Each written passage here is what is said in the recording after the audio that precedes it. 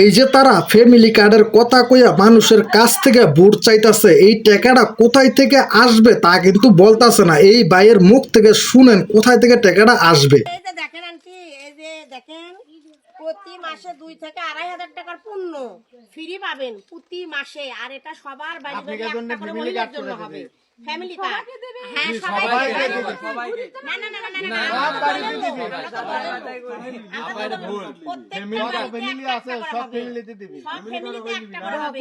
আবার ছেলেদের জন্য হবে কৃষি কার্ড, ওই যে বিনা পয়সায় আপনার ওষুধ সার বীজ জমি রোপণ করার জন্য এগুলো ফ্রিতে পাবে।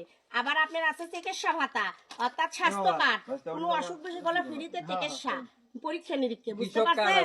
তো এটা এখন আমাকে বাস্তবায়ন করতে গেলে কি করতে হবে? ধানের শীষকে ভোট দিয়ে জয়ী করতে হবে, তাই না?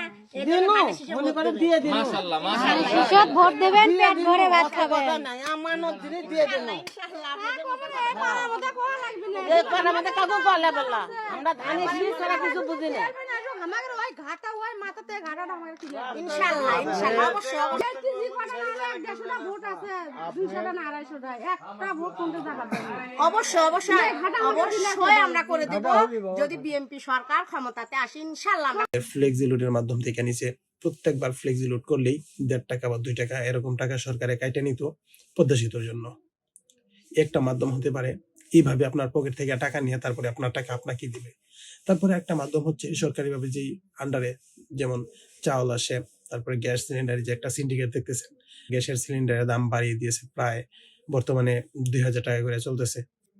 1300 কত টাকার গ্যাস এখন 2,000 টাকা করে চলতেছে একটা সিন্ডিকেট। এই সিন্ডিকেটের মাধ্যমে গ্যাসের দামটা বাড়িয়ে দিয়ে সেই টাকাটা নিয়ে আপনাদের কাছে আবার দিবে। তারপরে হচ্ছে চাইলের দামটা, বর্তমানে তো আমরা 70-80 টাকা কেজি চাল খাচ্ছি, সে চালের দামটা আরো বাড়িয়ে দিয়ে সেই টাকাটাই আবার আপনাদেরকে দিবে।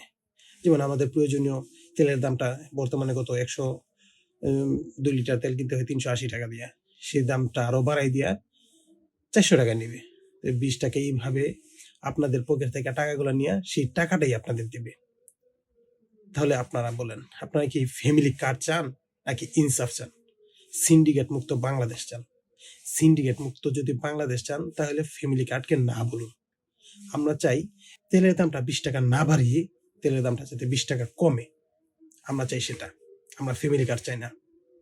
আমরা চাই চালের দামটা কমুক, 80 টাকা কেজি থেকে 50 টাকা কেজিতে আসুক, 50 টাকা থেকে 30 টাকা কেজিতে আসুক। আমরা চাই গ্যাসের সিলিন্ডারের সিন্ডিকেটটা 1300 টাকা থেকে 2,000 টাকায় নিচে, আমরা চাই 1300 টাকা থেকে 1,000 টাকায় আসুক। আমরা ফ্যামিলি কার্ড চাই না। আমরা ফ্যামিলি কার্ডের টাকাটা আমাদের থেকে নিয়ে আমাদের দেওয়া হবে, আমরা এটা চাই না। আমরা চাই সিন্ডিকেট বন্ধ হোক। আমরা চাই 1300 টাকা দামের সিলিন্ডার গ্যাস 1,000 টাকায় আসুক। আমরা চাই 70 টাকা কেজি চাল 50 টাকায় আসুক। আমরা চাই তেলের দাম 380 টাকা থেকে 300 টাকায় আসুক। প্রয়োজনীয় নিত্য পণ্যের যে দামগুলো আছে সেগুলো নিয়ন্ত্রণে আসুক। ফ্যামিলি কার্ডকে না বলুন, ইনসাফ এবং ন্যায় প্রতিষ্ঠার পক্ষেই থাকুন। এই ভাইয়ের প্রত্যেকটা কথার সাথে আপনারা একমত কিনা আপনারা জানিয়ে যাবেন, আর ভিডিওটি শেয়ার করে দিবেন, কেউ আর ফ্যামিলি কার্ডের ধোকায় যাতে না পড়তে পারে।